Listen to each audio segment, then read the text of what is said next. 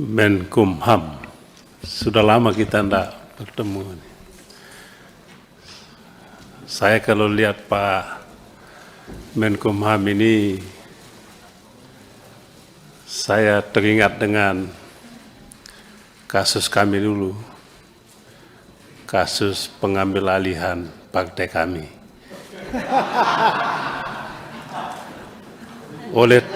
Oleh temannya Pak Menkumham ini. Trauma kita, Pak Ketua. Sampai saat ini Pak Ansa, susah hilangnya itu perasaan itu, Pak. Iya. Nggak ada hubungannya dengan Pak Menkumham itu, Pak. Itu kan. Bagaimana, Pak? Tidak ada hubungannya dengan Pak Menkumham. Iya, teman beliau.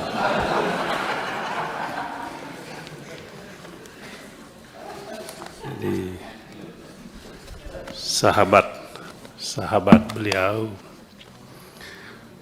Tapi perjuangan yang gagal.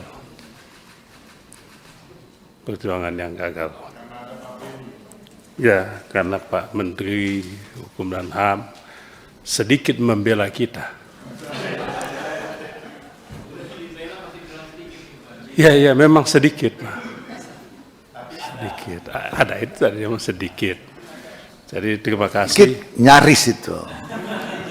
Tapi ini kan jelas. Nah, ini sudah mau selesai beliau ini. Saya tidak tahu apakah nanti masih ada rapat dengar pendapat setelah ini. Ya mungkin tidak ada lagi ya. Mungkin ini. Terus, ya mungkin ya, tapi kan suasana begini kan tidak lagi, Pak. Ya, oleh sebab itu tentu terima kasih banyak.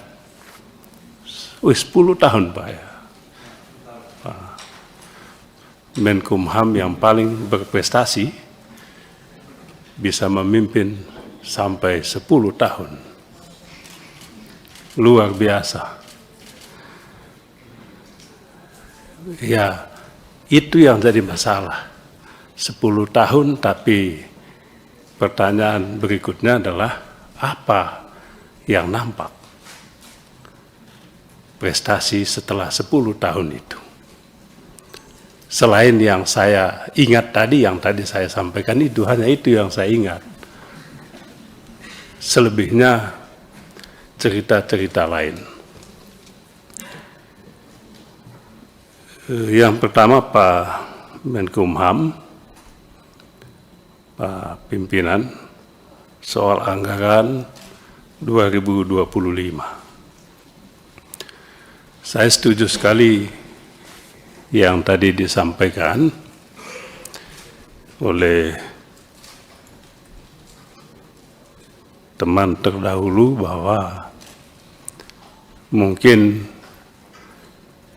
tidak perlulah Pak Menkumham berimajinasi terlalu banyak untuk tahun 2025. Sebab imajinasi itu tidak lagi di tangan Bapak. Imajinasi itu ada di tangan Menkumham yang baru, di tangan Presiden yang baru, yang mungkin saya tidak tahu apakah akan melanjutkan atau tidak.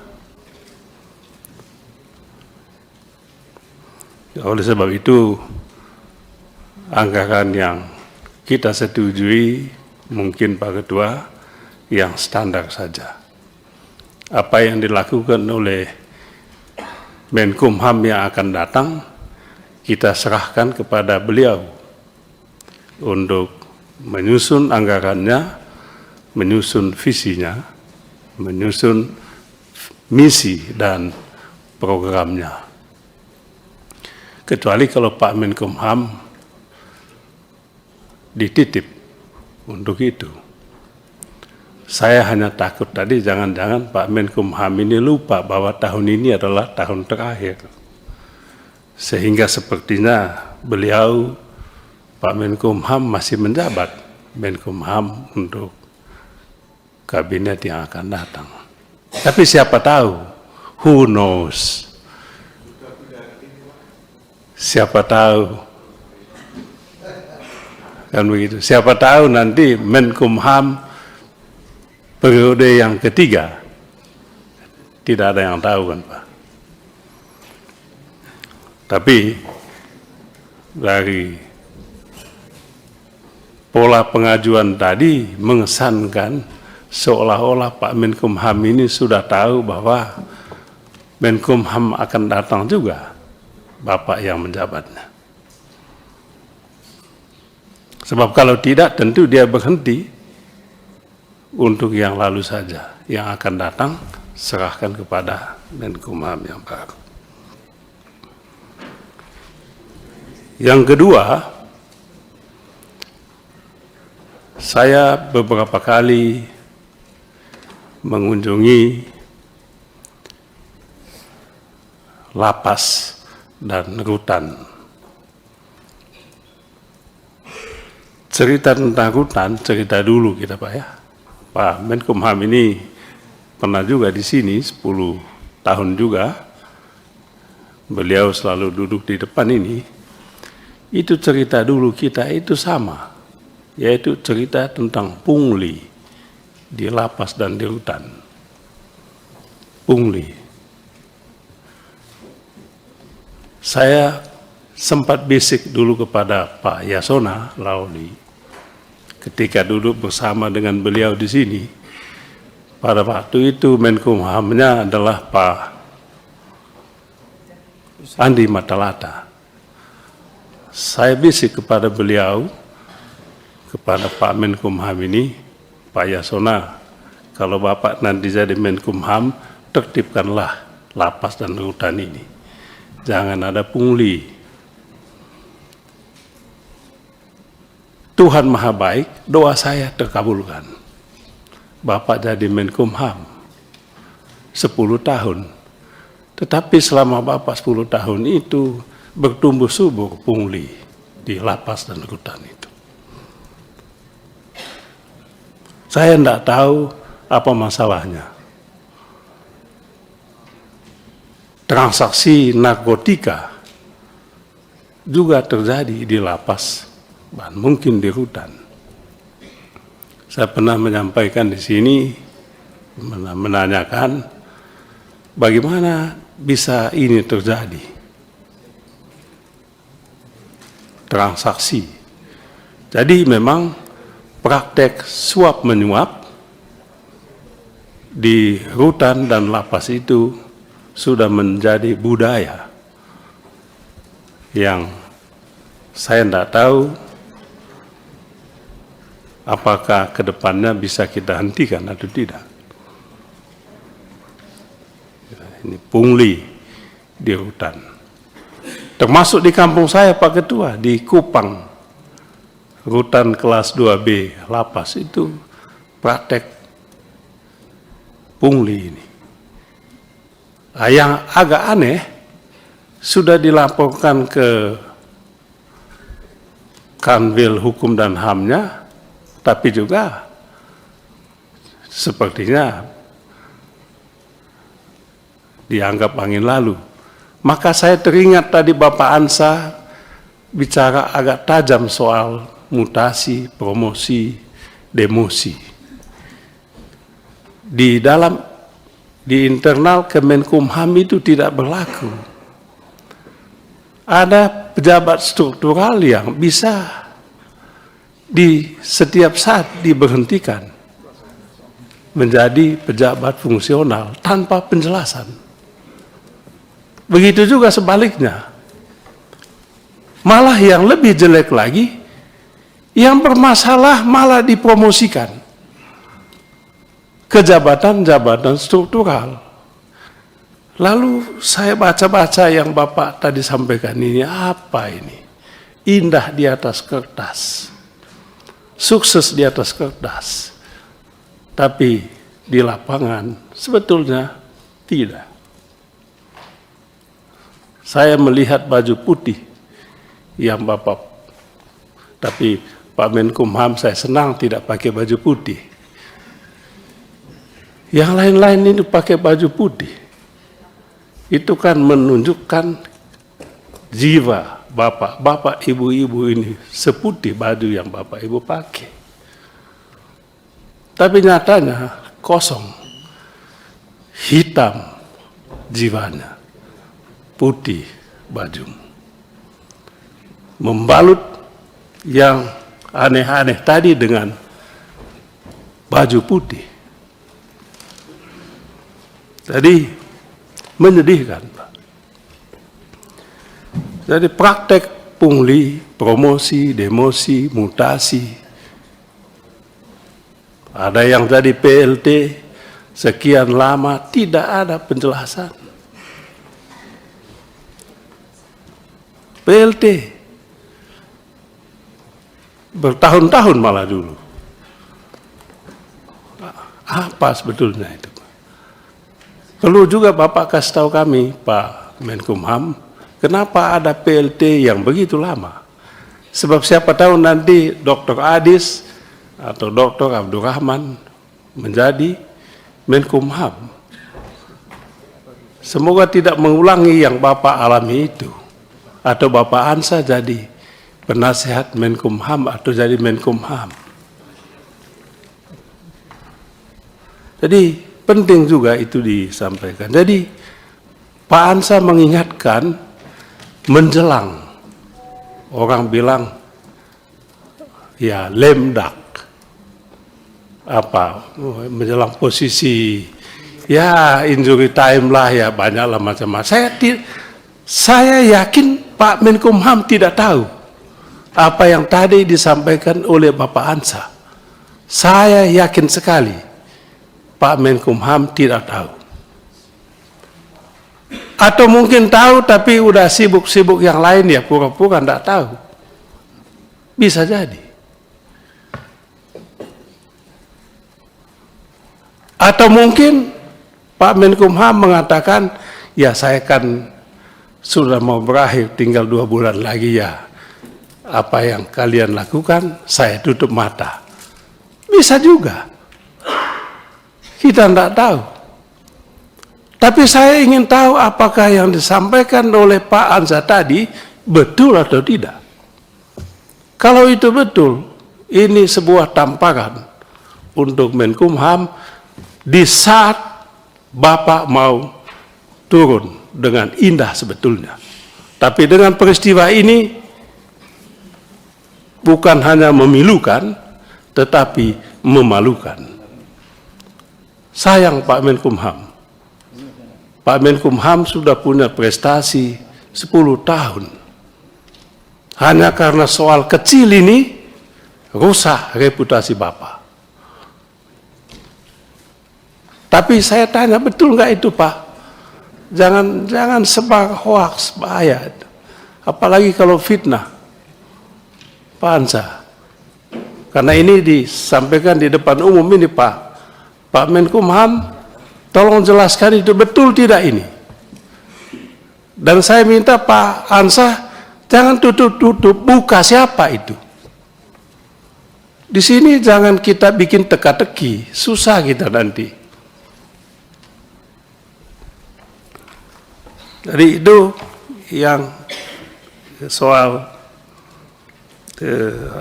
soal mutasi, merit system. Pak Menkumham selalu bicara tentang merit system. Kita dukung sepenuhnya, Pak. Promosi, mutasi, demosi, karena prestasi. Tapi memang jadi masalah, Pak Menkumham. Ketika kita ngomong soal promosi dulu, tiba-tiba Pak Menkumham angkat dirjen dari instansi lain. Lah, lalu teman-teman di Kemenkumham ini kemana nanti?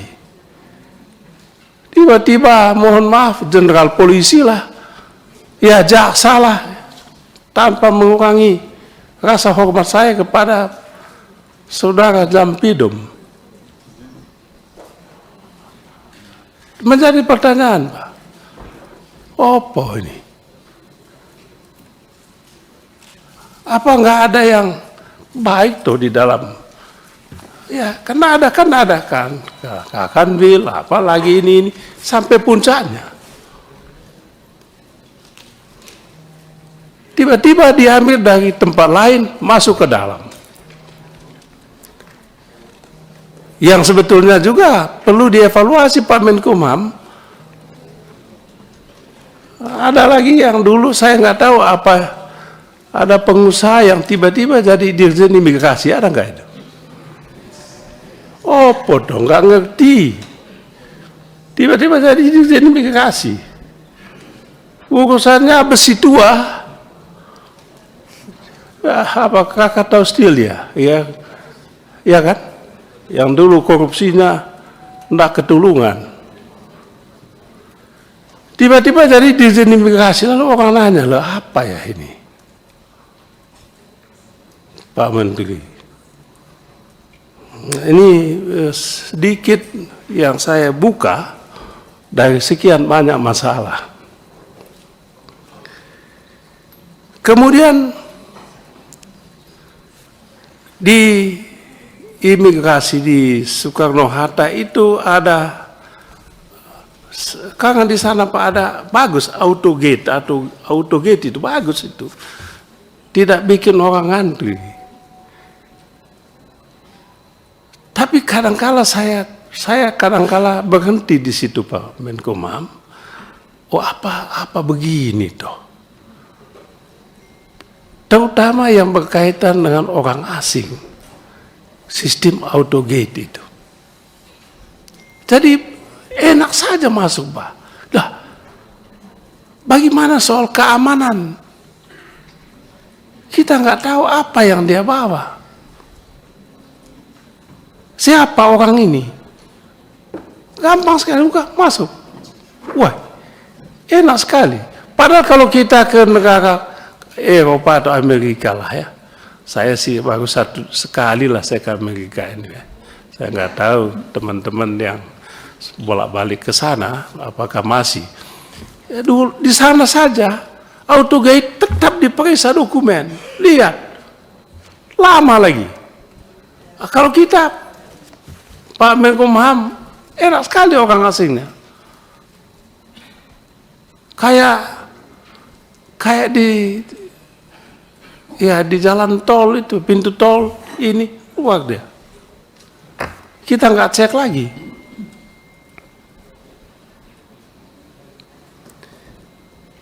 Kemudian soal, saya senang Pak Menkumham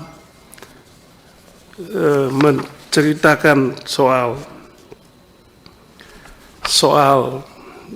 hal yang menurut saya sangat penting, tapi tidak pernah disinggung dan dibahas tuntas, soal basan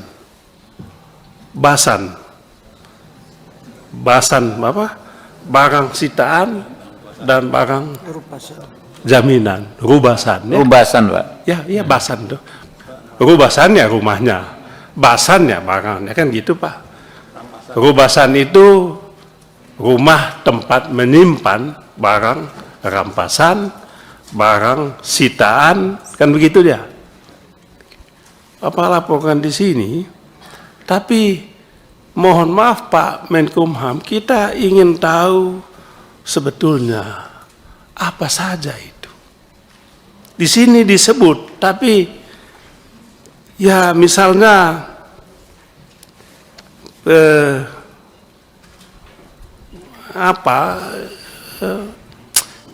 dulu kami pernah datang cek itu Pak, barang rampasan itu ada kayu, ada emas, ada ketika kami tanya, mana batu baranya, mana nikelnya. Tidak ada itu Pak. Alasannya ya tidak ada tempat untuk simpan. Ya tidak ada tempat untuk simpan, ya hilang. Apakah dihilangkan atau dijual ya kita tidak tahu. Tapi Pak Menkumham menyinggung ini sangat bagus menurut saya. Sayang Pak Menkumham tidak cek ini, yang nyusun ini. supaya laporannya lebih tuntas lah, jangan asal ya kayak bikin apa karya anak kelas 3 SMA ini.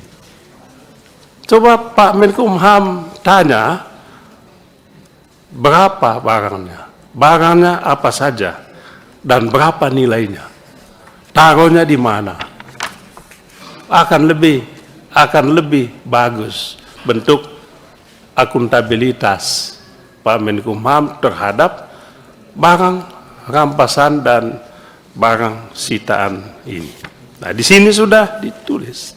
Lalu disebut juga basan di luar huruf basan. Nah, itu juga kita ingin tahu apa saja. Dan kalau ada di luar huruf basan itu, di mana itu? Di kejaksaan kah? Di kepolisian kah? Supaya besok kita tanya. Dengan jaksa agung kita tanya, Pak Menkumham bilang ada di instansi kalian simpan ini, apa yang disimpan di sana? Adakah tanah yang dirampas? Adakah aset saham yang dirampas? Iya kan? Ada juga bilang duitnya dirampas, mana duitnya?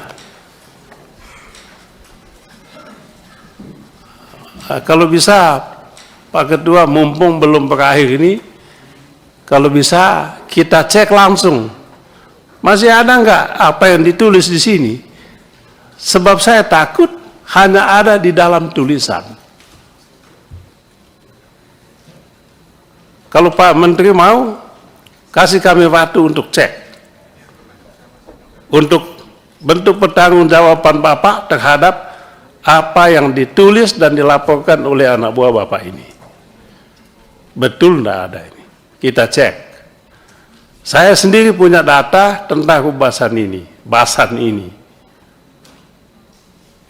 Duit juga dulu. Ada juga di kejaksaan dulu yang kemudian tidak jelas duitnya kemana. Ya Pak Asep tahu lah, mudah-mudahan Bapak nanti bisa lacak itu. Jadi ini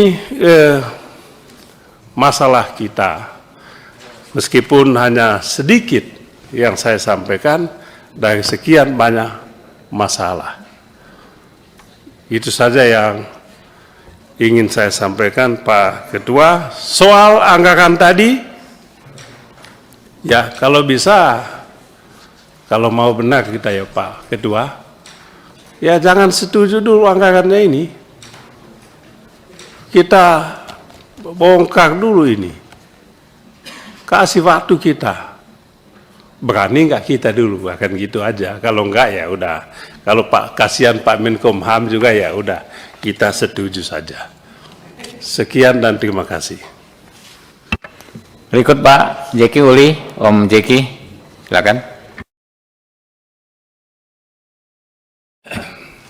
Terima kasih Bapak Pimpinan beserta rekan-rekan anggota Komisi 3 yang saya banggakan.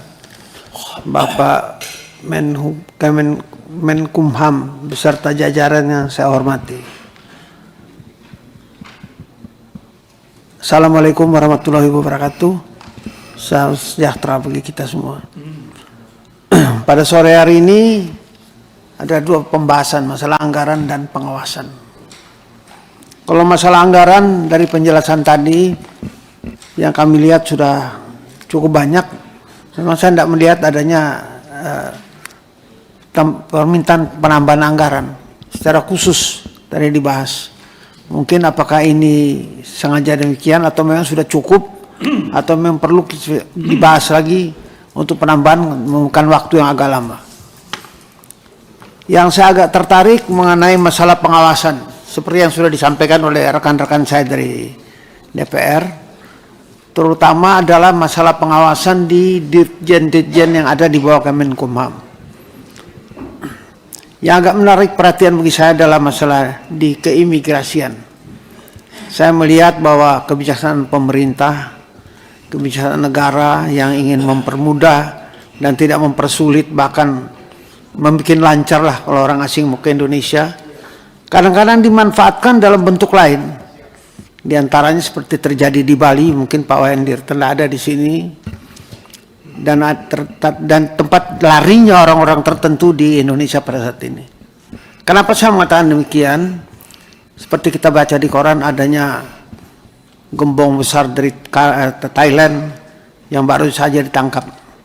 Saya kebetulan bekas polisi, Pak, jadi saya suka main ke Mabes setelah saya jalan-jalan.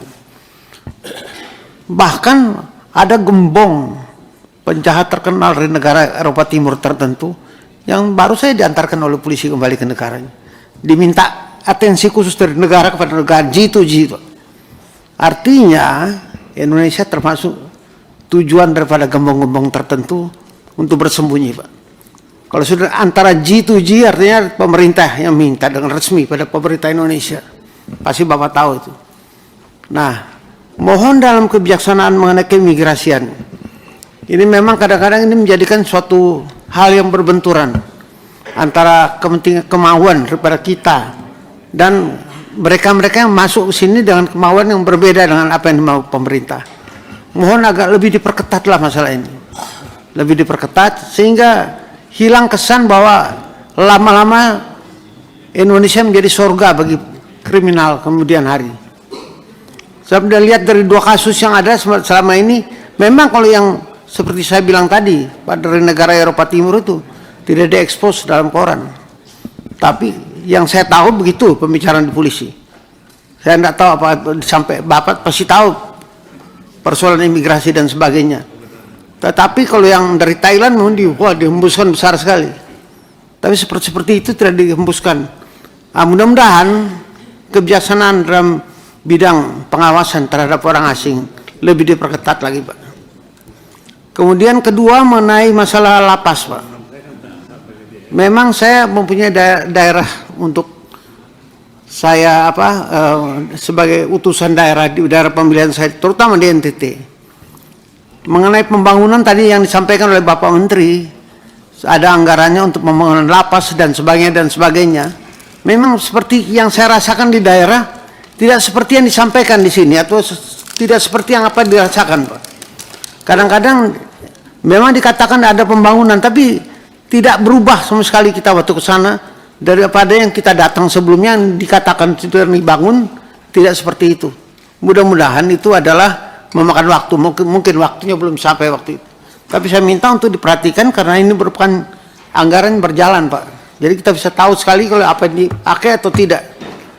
Ini menjadi perhatian kita sendiri. Kemudian mengenai sistem rekrutmen, saya lihat rekrutmen yang diadakan di Kementerian Hukum dan HAM sudah cukup baik, bahkan pendidikannya integratif nggak salah.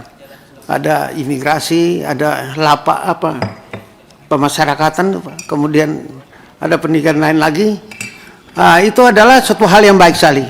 Namun seperti yang disinyalir oleh Pak Ansa tadi mengenai masalah rekrutmen ini, perlu ada pengawasan yang ketat, Pak. Saya tidak tahu bagaimana sejarahnya, tapi sekarang memang kadang-kadang lucu, Pak. Saya tidak menyebut diterima di mana dan sebagainya. Kadang-kadang orang baru mendaftar, saya sudah ada surat bahwa dia ini mempunyai kelebihan tertentu. Misalnya sama SMA, ya kalau dia juara dunia saya bisa diterima masuk lah. Kalau hanya biasa-biasa saja, tidak luar biasa, jangan dikasih surat-surat seperti itu, Pak. Kadang-kadang penerimaan itu sudah ada kata beleceh seperti itu, Pak. Sehingga terjadi apa yang terjadi, ada orang yang bagus diterima, tidak diterima, yang jelek justru diterima. Hanya karena kata beleceh seperti itu. Dan itu terjadi pada penerimaan di pendidikan-pendidikan seperti banyak peminatnya. Banyak peminatnya. Contohnya di... Download Tribun X sekarang. Menghadirkan lokal menjadi Indonesia.